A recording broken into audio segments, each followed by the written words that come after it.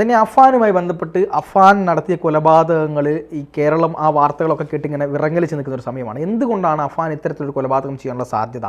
എന്തായിരുന്നു ഇയാളുടെ മോട്ടീവ്? ഇയാളുടെ ലക്ഷ്യം ഈ പറയുന്ന 5-6 പേരായിരുന്നില്ല, 2 പേർ കൂടി ഉണ്ടായിരുന്നു എന്നുള്ള വാർത്തകൾ പിന്നീട് വന്നു.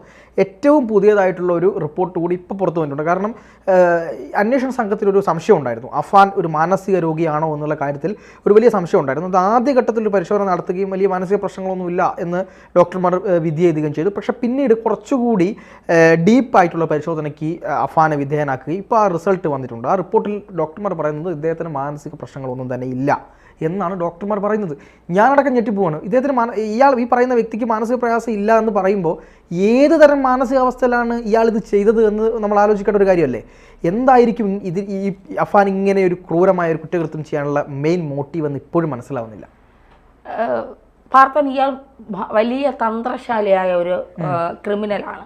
അതായത് നമ്മളിപ്പോ ഒരു കള്ളം മറയ്ക്കാൻ നമ്മൾ ഒറ്റയ്ക്കല്ല ഒരു കള്ളം ചെയ്തത് എങ്കിൽ നമ്മുടെ കൂടെ മറ്റൊരാൾ കൂടി ഉണ്ടാകും. അയാളുടെ പേര് പുറത്തു വരാതിരിക്കാൻ നമ്മൾ ചെയ്ത കുറ്റം നമ്മൾ സ്വയം ഏറ്റെടുത്തിട്ട് ആ അന്വേഷണം അയാളിലേക്ക് എത്താതിരിക്കാൻ നമ്മൾ മാക്സിമം ശ്രമിക്കും. ഇവിടെയും സംഭവിക്കുന്നത് തന്നെയാണ്. ഈ കൊടും ക്രിമിനലായ 23-കാരനായ അഫാൻ ഒരിക്കലും ഒറ്റയ്ക്ക് ഇത്രയും കൊലപാതകങ്ങൾ ചെയ്യാൻ കഴിയുമെന്ന് ഞാൻ വിശ്വസിക്കുന്നില്ല. ഒരുപക്ഷെ മറ്റൊരാളുടെ സാന്നിധ്യം പോലീസിന് ഇതുവരെ കണ്ടെത്താൻ കഴിയാത്തത് അത്ര വിദഗ്ധമായിരിക്കാം ഇയാളോടൊപ്പമുള്ള ആളും കൊലപാതകങ്ങൾ ആസൂത്രണം ചെയ്തത്. ഒരു കൊലപാതക രീതി നമ്മൾ പരിശോധിച്ചാൽ ഒരുപക്ഷെ റിപ്പർ ചന്ദ്രനൊക്കെ ശേഷം നമ്മൾ പിന്നീട് കേൾക്കുന്ന, നമ്മൾ ഇന്ന് വരെ കേട്ടിട്ടില്ലാത്ത ഒരു കൊലപാതക രീതിയാണ് ഇയാൾ തിരഞ്ഞെടുത്തിരിക്കുന്നത്. കാരണം ഇയാളുടെ വലിയച്ഛൻ, അതായത് ലത്തീഫ്, കൊല്ലുമെന്നുറപ്പായപ്പോൾ ഓടി രക്ഷപ്പെടാൻ ശ്രമിച്ചപ്പോൾ തലയ്ക്ക് അടിച്ച് വളരെ മൃഗീയമായി കൊലപ്പെടുത്തിയതിന് ശേഷം ആ ബോഡി കൊണ്ടുവന്ന് സോഫയിൽ ഇരുത്തുകയാണ് ഇയാൾ. ഇയാൾക്കൊറ്റയ്ക്ക് ഒരാളെ പിടിച്ച് എങ്ങനെയാണ് സോഫയിൽ ഇരുത്താൻ കഴിയുന്നത്? അതൊരു ചോദ്യമാണ്. രണ്ടാമത് കാമുകിയായ ഫർസാനയോട് വന്ന് പറയുന്നു, ഞാൻ അമ്മയെ കൊന്നു, ഉമ്മുമ്മയെ കൊന്നു, വലിയാപ്പയെ കൊന്നു, വലിയാപ്പയുടെ ഭാര്യയെ കൊന്നു. ഇത് പറയുമ്പോൾ ഇയാൾ വിചാരിച്ചത് ഫർസാന തന്നോടൊപ്പം നിൽക്കും എന്നാണ്. അപ്പോൾ ഫർസാന ചോദിക്കുന്നു, നീ ഇവരെയൊക്കെ കൊന്നു, ഇനി നമ്മൾ എങ്ങനെയാണ് ജീവിക്കുന്നത്? നിന്നെ ഇനി പോലീസ് വിളിക്കില്ലേ? നമ്മുടെ ജീവിതം തീർന്നില്ലേ എന്ന് ചോദിച്ചുകൊണ്ട് ഫർസാന മനസ്സിലാക്കുന്നു ഇയാൾ എന്നെയും കൊല്ലും. അങ്ങനെ മനസ്സിലാക്കുന്ന സമയത്ത് അവളും ഓടി രക്ഷപ്പെടാൻ ശ്രമിക്കുമ്പോഴാണ് പിന്നിൽ നിന്ന് തലയ്ക്ക് ആഞ്ഞടിച്ച് കൊലപ്പെടുത്തുന്നത്. അതിനുശേഷം അവളെയും കസേരയിലേക്ക് കൊണ്ടിരുത്തുകയാണ്. ഇതൊക്കെ പോലീസിന്റെ അന്വേഷണത്തിൽ നിന്ന് പുറത്തുവരുന്ന വിവരങ്ങളാണ്. അതിനുശേഷം ഇയാൾ പുറത്തു പോകുന്നു, അനിയൻ വരുന്നു, അനിയന് കുഴിമന്തി വാങ്ങാൻ പൈസ കൊടുക്കുന്നു, ഓട്ടോറിക്ഷ പിടിച്ച് അനിയനെ വിടുന്നു. അതിനുശേഷം അനിയൻ തിരിച്ചു വരുമ്പോൾ അനിയനോട് കുമ്പസാരം നടത്തുന്നു, ഞാൻ കാമുകിയെ, അമ്മയെയും ഉമ്മുമ്മയെയും വലിയമ്മയും വലിയച്ഛനെയും കൊന്നു എന്ന് പറയുന്നു. അപ്പോൾ അനിയൻ നിലവിളിക്കുകയാണ്. നിലവിളിക്കുമ്പോൾ എന്ത് പറഞ്ഞാണ് അവൻ നിലവിളിക്കുന്നത്? ഇക്കാ എന്ന് പറഞ്ഞാണ് നിലവിളിക്കുന്നത്. അപ്പോഴേക്കും അവൻ്റെ തലയിലേക്ക് ആഞ്ഞ് ചുറ്റിക്കൊണ്ട് അടിക്കുന്നു. അപ്പോഴും അവൻ ഇക്ക എന്നാണ് വിളിക്കുന്നത്.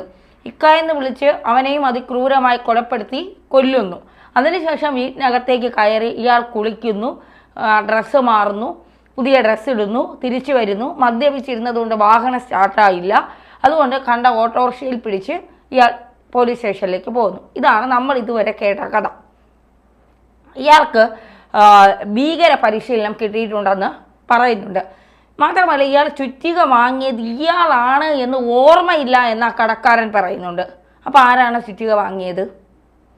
ഇയാൾ വാങ്ങിയിട്ടുണ്ട് എന്ന് കടക്കാരൻ പറഞ്ഞാൽ ശരി. കാരണം അത് ഇതുവരെ ആരും അധികം വാങ്ങാത്ത ചുറ്റികയാണ്.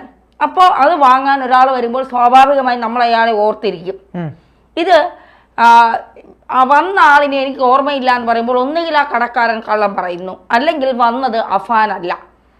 ഇവൻ്റെ തലയിലേക്ക്, ഇവന് മാനസിക രോഗമില്ല, പിച്ചുമ്പയും പറയുന്നതൊക്കെ വെറുതെയാണ്.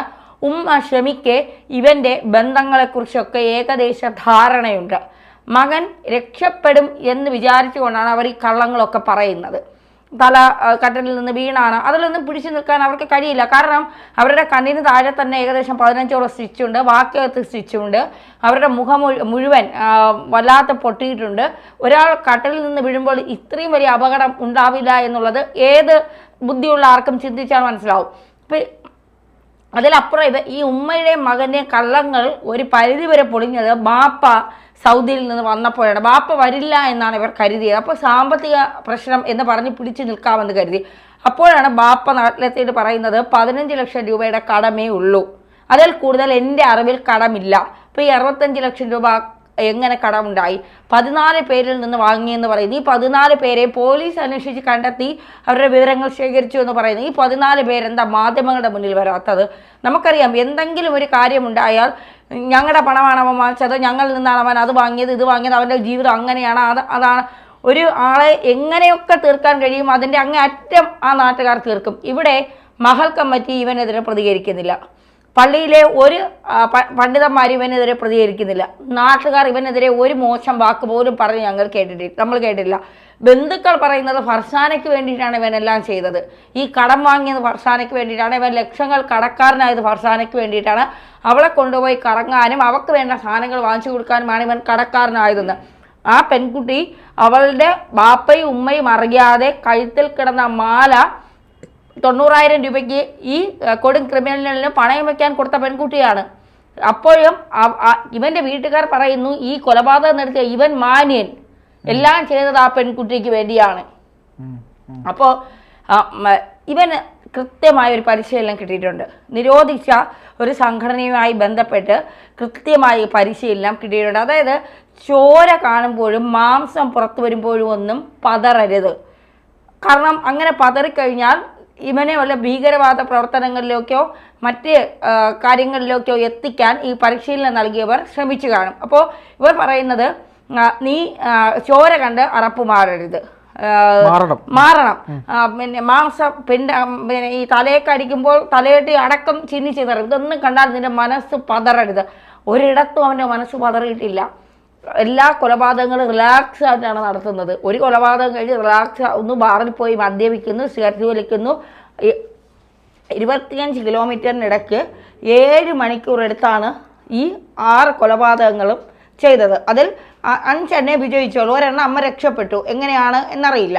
എന്തായാലും വളരെ ക്രൂരമായ രീതിയിലുള്ള കൊലപാതകങ്ങൾ നടത്തിയ ഇയാളെ മാനസിക രോഗ വിദഗ്ധർ ചികിത്സിച്ചപ്പോൾ അവർക്ക് മനസ്സിലാക്കാൻ കഴിഞ്ഞത് ഇയാൾക്ക് ഒരു തരത്തിലുള്ള മാനസിക രോഗവുമില്ല. ഇയാൾ ഡോക്ടർമാരോട് പറഞ്ഞത് അനിയൻ്റെ ഇക്ക എന്ന നിലവിളി കേട്ടപ്പോൾ കയ്യിൽ നിന്ന് പോയി സാറേ, ആ ക്ഷീണം കൊണ്ട് കൂടിയാണ്, ആ കയ്യിൽ നിന്ന് പോയതും പിന്നെ താൻ ഈ 5 പേരെ കൊന്നതിന് ക്ഷീണം കൊണ്ട് കൂടിയാണ് ഇയാൾ ബാക്കി 3 പേരെ കൊല്ലാത്തത്. ഇല്ലെങ്കിൽ ഈ 5ഉം 3 8 കൊലപാതകങ്ങൾ ഇയാൾ ചെയ്തനെ. അമ്മ മരിച്ചെങ്കിൽ 9, അമ്മ ജീവിച്ചിരിക്കുന്നതുകൊണ്ട് 8 കൊലപാതകങ്ങൾ ഇയാൾ ചെയ്തനെ. അപ്പോൾ ഈ 8 കൊലപാതകത്തിൽ ഇയാൾ നിർത്തുമോ? നമ്മൾ സംശയിക്കേണ്ടിയിരിക്കുന്നു. ഇല്ല, ഇയാൾ എന്തിനാണ് ഈ പൈസ ചോദിച്ചത് കൊണ്ട് കൊടുക്കാത്തത് കൊണ്ട് ഞാൻ എല്ലാവരെയും അറഞ്ഞോ പുറഞ്ഞോ കൊന്നു, ഒരു ചുറ്റിക വാങ്ങി. ഇതൊക്കെ ആരാണ് വിശ്വസിക്കുന്നത്? തലക്കകത്ത് ബോധമുള്ള ആർക്കും ഇത് വിശ്വസിക്കാൻ കഴിയില്ല. എന്താണ് ഇതിൻ്റെ മോട്ടീവ്? ഈ കൊലപാതകത്തിൻ്റെ മോട്ടീവ് എന്താണ്? ഒന്നുകിൽ ഇയാൾക്ക് ഭീകര പരിശീലനം കിട്ടിയിട്ടുണ്ട്, ഇല്ലെങ്കിൽ ഈ ഇലന്തൂർ നരബലി പോലെയൊക്കെ ഈ സാമ്പത്തിക ബുദ്ധിമുട്ട് വന്നപ്പോൾ ഏതെങ്കിലും ആഭിചാരക്രിയയോ അല്ലെങ്കിൽ അത്തരത്തിലുള്ള ഏതെങ്കിലും ഈ ദുർമന്ത്രവാദമോ അത്തരത്തിലേതെങ്കിലും പിടിയിലായിട്ടുണ്ടോ ഇയാൾ എന്ന കാര്യങ്ങൾ സംശയിക്കേണ്ടിയിരിക്കുന്നു. അപ്പോൾ ഇയാളുടെ കുതന്ത്രമാണ്. അല്ലെങ്കിൽ ഇയാളോടൊപ്പം ഒരാളുണ്ട്, അയാളെ രക്ഷപ്പെടുത്താൻ അയാൾ കാണിക്കുന്ന നാടകങ്ങളാണ് ഇതൊക്കെ. ഒറ്റയ്ക്ക് എന്തായാലും ഈ ക്രിമിനലിന് ഇത്രയും പ്ലാൻ ചെയ്തൊരു മർഡർ 23 വയസ്സിൽ നടത്താൻ കഴിയുമെന്ന് ഞാൻ വിശ്വസിക്കുന്നില്ല. തീർച്ചയായിട്ടും.